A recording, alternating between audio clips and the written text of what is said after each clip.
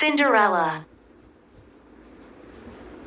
Once upon a time, there was a beautiful girl named Cinderella.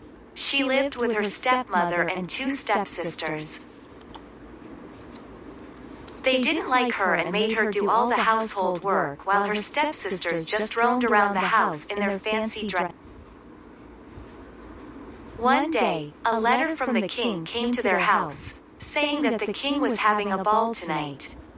His son, the prince, would be choosing a wife.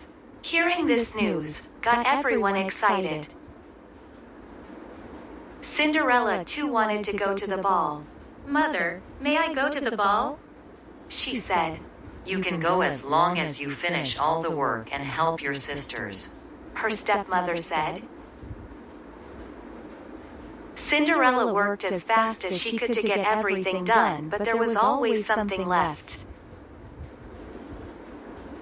She also made dresses for her sisters to wear to the ball.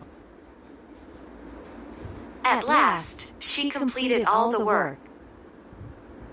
But Cinderella was tired now. She didn't even have a dress for the ball. She was so sad that she ran to the garden and exclaimed, "Wishes never come true." "Never, my dear," said a voice.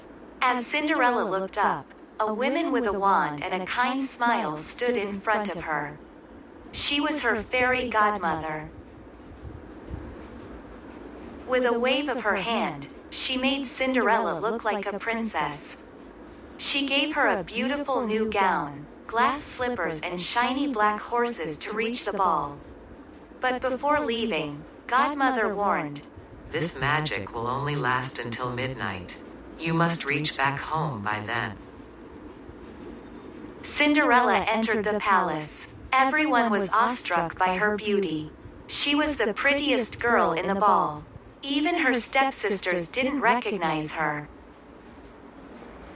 The handsome prince saw her and fell in love with her.